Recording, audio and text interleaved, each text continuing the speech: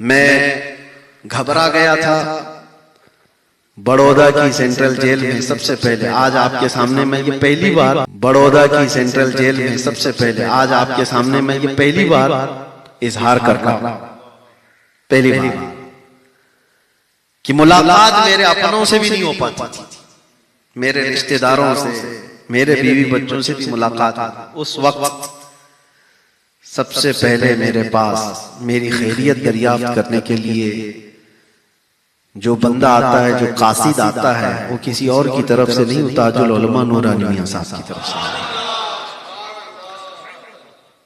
सादाते की छोचा का पैगाम लेकर दो बंदे मेरे पास हाजिर आए और वो खुसूसी ऑफिस की मुलाकात लेकर, मुझे आज भी वो बात याद है।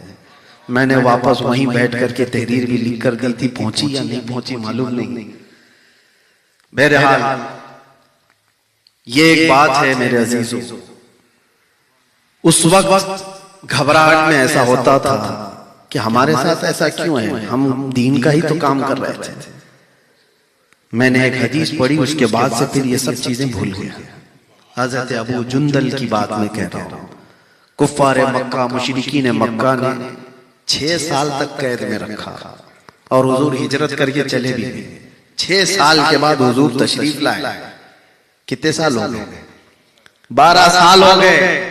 एक बंदा कैद में है और उसके बाद नबी पाक सल्लल्लाहु अलैहि वसल्लम हुदैबिया के मौके पर मकाम पर पहुंचे, उम्रा करने के लिए आए। और उस वक्त मक्का के कुफार और मुशरिकीन उम्रा करने नहीं देना चाहते। एग्रीमेंट होता है, सुलह हुदैबिया होती है। उस एग्रीमेंट के जो बंद थे, जो उकूद थे, उसमें से पहली चीज ये भी थी कि हमारी तरफ से कोई आदमी भागकर मदीने जाए तो आप उसे वापस करेंगे, और मदीने का कोई शख्स भागकर हमारे पास आया तो हम वापस नहीं करेंगे। ये मान ली गई थी ये शर्तें, जो टर्म्स एंड कंडीशंस बने थे ना एग्रीमेंट के, उसमें ये चीज थी।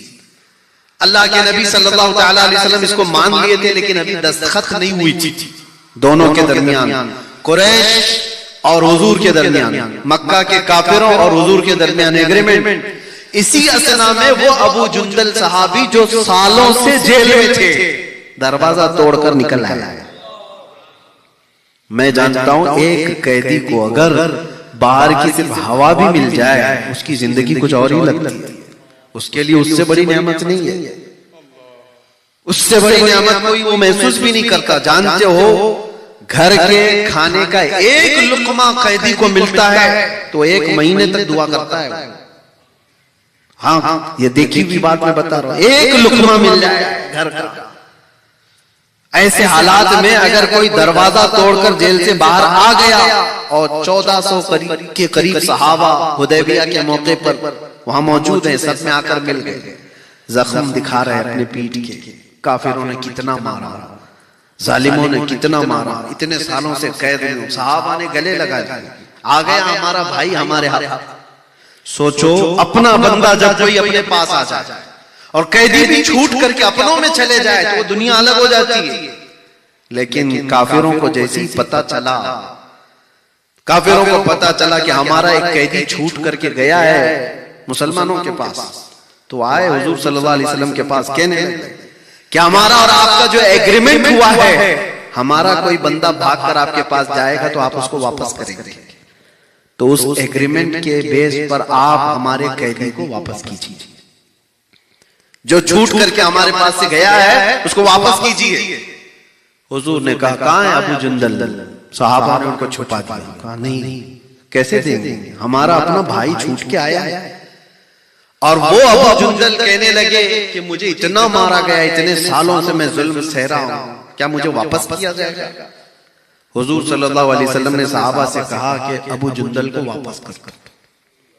ये कैसी बात थी मेरे अजीजों। जाहिरन किसी को लगेगा ये कैसा इंसाफ है, लेकिन वो रहमतुल लिल आलमीन है, वो रहमतुल लिल आलमीन है। कोई काम रहमत के बगैर तो नहीं करते। तो अबू जुंदल जब बुलाए गए तो वो रोने लगे, सहाबा को दिखा दिखा करके कि मुझे वापस किया जाएगा। सहाबा ने आकर के रिक्वेस्ट की, या रसूल अल्लाह सल्लल्लाहु अलैहि वसल्लम, अभी साइन नहीं हुई है एग्रीमेंट पे, ये उससे पहले की बात है, साइन के बाद एग्रीमेंट पे अमल किया जाएगा, अभी तो हम इनको नहीं भेजते। मक्का के काफिर मुशरिक उस वक्त जोश में थे। उन्होंने कहा अगर इसको वापस नहीं करेंगे तो हम एग्रीमेंट साइन भी नहीं करेंगे, हमको वो बंदा वापस चाहिए।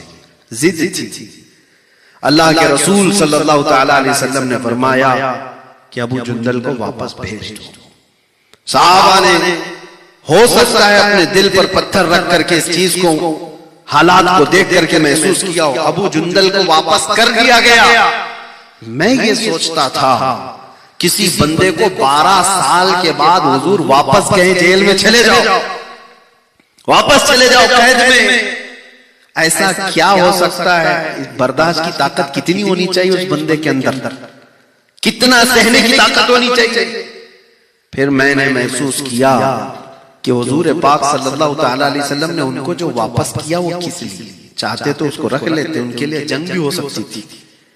नहीं मेरे अजीजों, बात ये थी कि इन सजाओं को सहने के बाद फिर अगर और स्ट्रगल करने की हिम्मत है और ताकत है तो यही तुम्हारा ईमान है। और यहां बात जेल की और सजा की नहीं थी। अल्लाह के नबी सल्लल्लाहु अलैहि वसल्लम ने फरमाया ला युमिनु अहदुकुम हत्ता यकूना हवाहु तबअन लिमा जितु बिही। उस वक्त तक तुम में से कोई मोमिन नहीं हो सकता जब तक कि अपनी ख्वाहिशात को मेरी मर्जी के मुताबिक ना करते। जब तक रसूलुल्लाह सल्लल्लाहु अलैहि वसल्लम की मर्जी के मुताबिक तुम्हारी जिंदगी नहीं बनती, उस वक्त तक तुम पूरे मोमिन नहीं कहलाए जा सकते। हो सकता है तुम्हारी मर्जी हो आजाद जीने की, मेरे मुस्तफा की मर्जी है कि तू कैद में जिए। कैद को अगर पसंद कर लिया तो तू मोमिन कामिल। अपने आराम को, अपने कंफर्ट जोन को कुर्बान किया अगर हुजूर की मर्जी के लिए, तो ये ईमान है। और इसके बगैर मेरे अजीजों को ईमान नहीं है।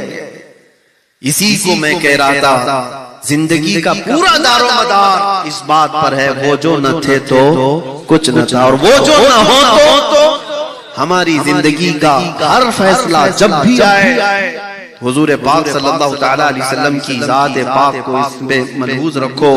आपको पता है हमारी ख्वाहिशात क्या क्या चाहती हैं, बहुत कुछ है, लेकिन जब तक इसे कुर्बान नहीं करते उस वक्त तक ईमान के दर्जे को नहीं पहुंच सकते। मदीना तैयबा में एक सहाबी है, हुजूर की बारगाह में आए, नौजवान है, काला रंग है, कहा या रसूल अल्लाह कोई शादी नहीं करता मुझसे।